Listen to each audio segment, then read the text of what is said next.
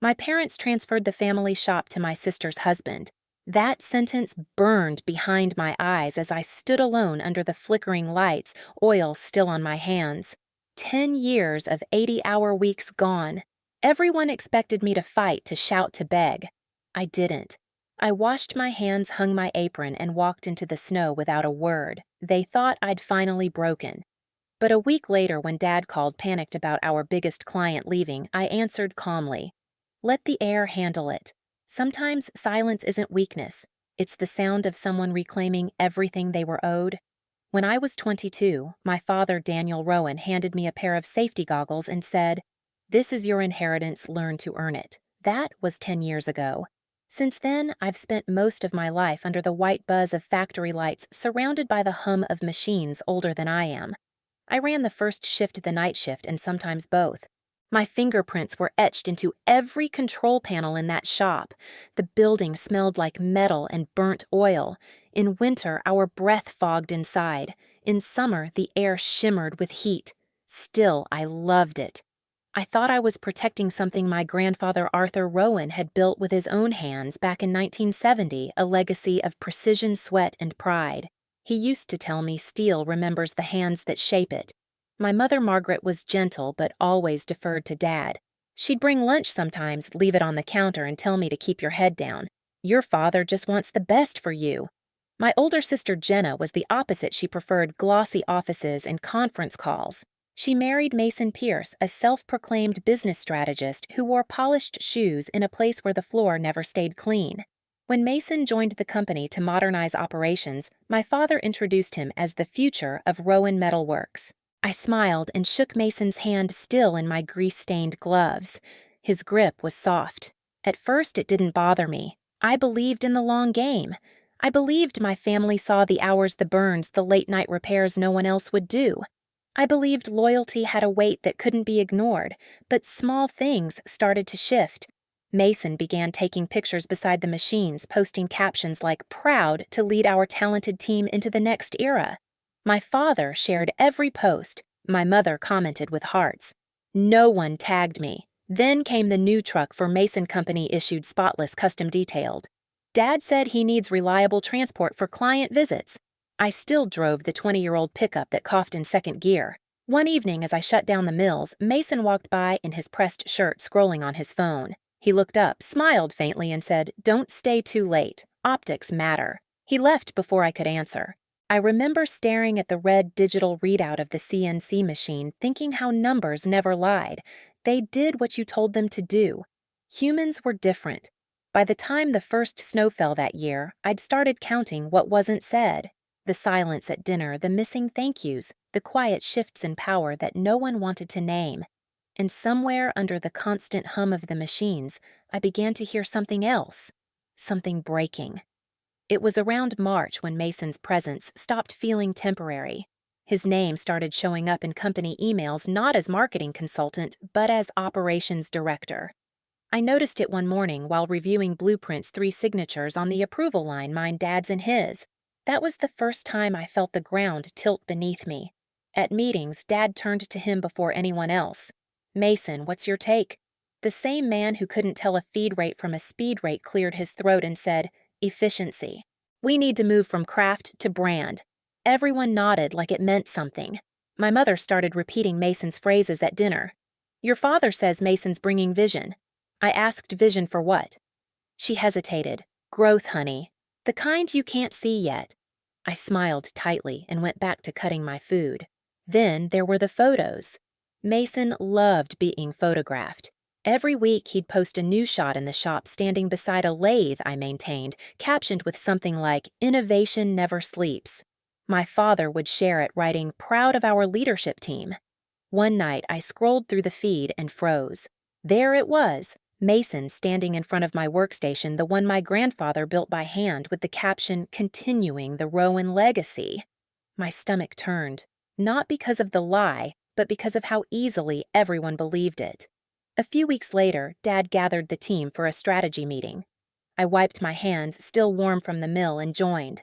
Mason had printed slides with bullet points that looked suspiciously like my notes from the week before. He started explaining his plan to restructure production flow down to the exact phrasing I'd written. Dad nodded, impressed. That's leadership, son. I looked up, certain I'd misheard. Son Mason grinned. We're all family here, right? That word, family, landed like grit in a wound. After the meeting, I stayed late recalibrating the machine just to hear something honest. Hank Doyle, the old machinist who'd been here since Grandpa's day, stopped by my station. His beard smelled faintly of tobacco and steel dust. He said quietly, Your granddad used to say a machine runs like the hands that feed it. These days, the hands don't touch much. I asked if he ever regretted staying. He chuckled, eyes soft. Never. Because I know what I built. That line stuck with me all week. By summer, Mason had his own office. I still worked on the floor. When I asked about payroll after 10 years of reinvesting my share, Dad said, Everything's tied up in assets, Kelsey. You know that. Don't worry, it's all yours one day. That phrase again. One day. Except one day never came. The cracks had become visible now.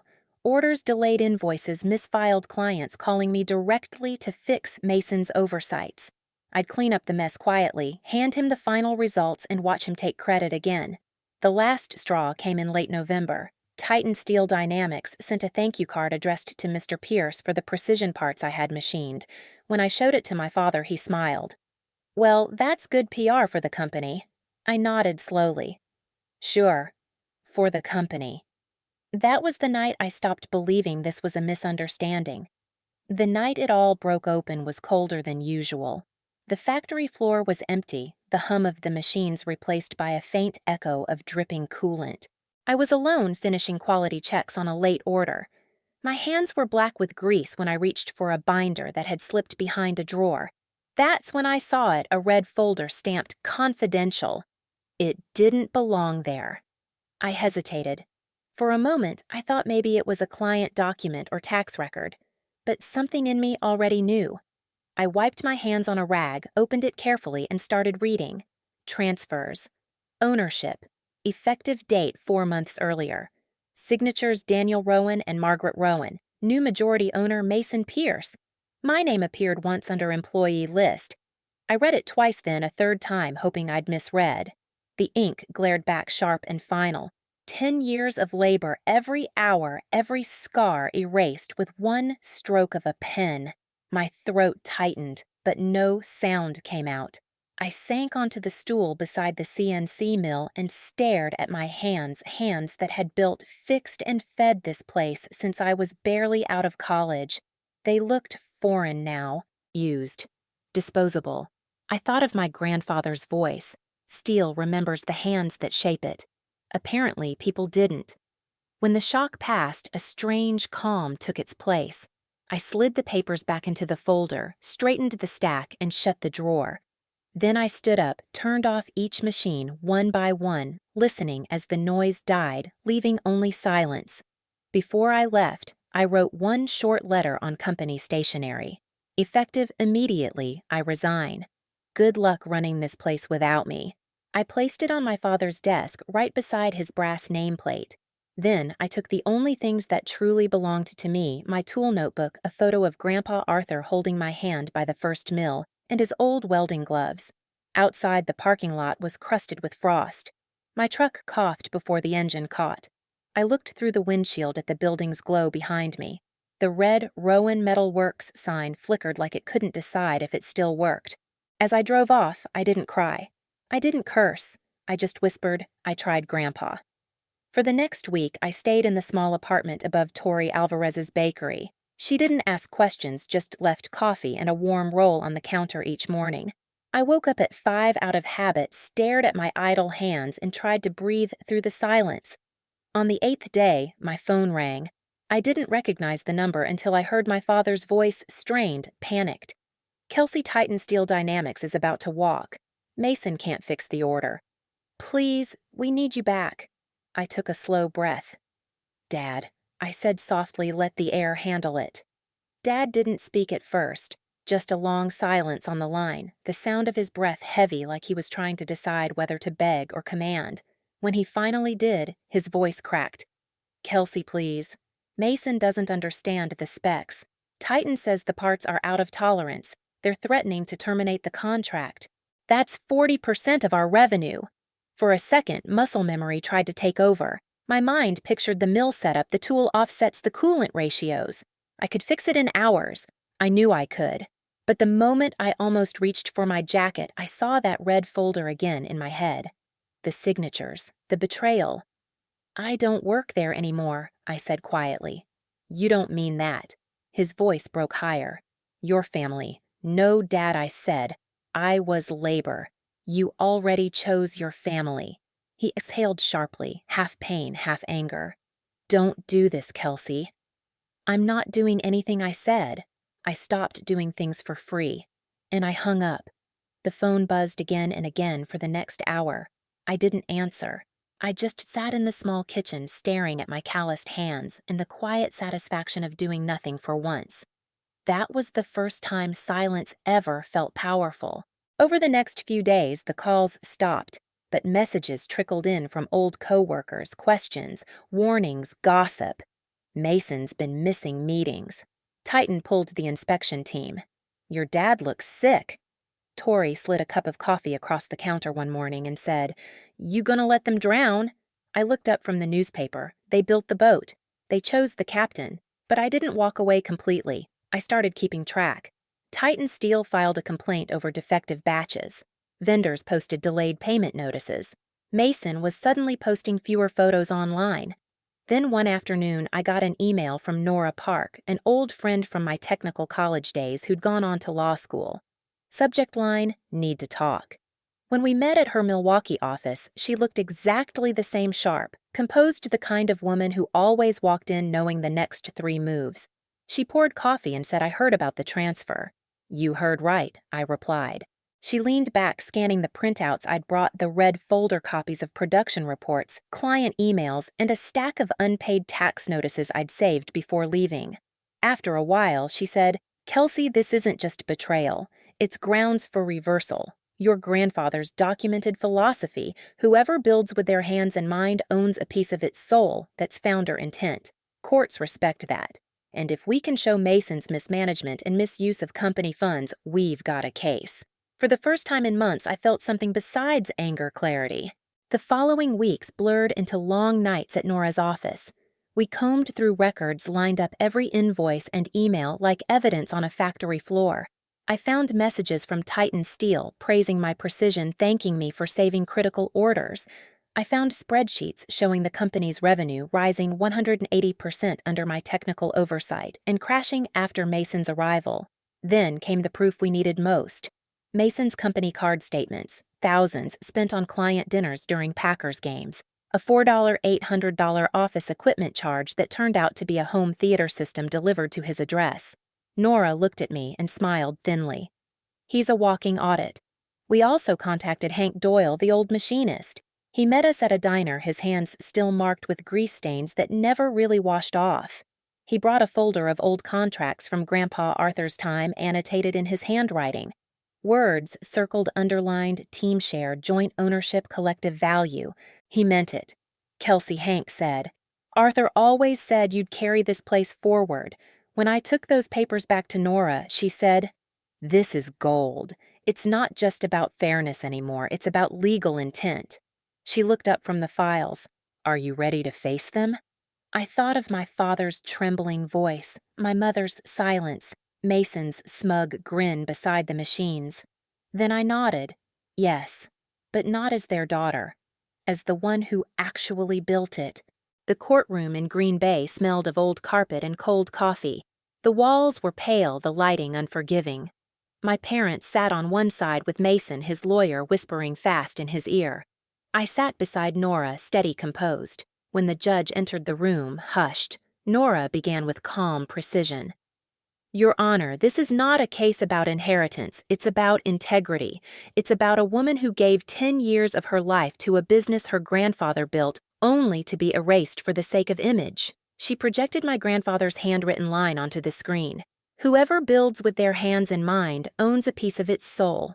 Then came the evidence client emails with my name production data showing the company's growth and finally the list of Mason's business expenses.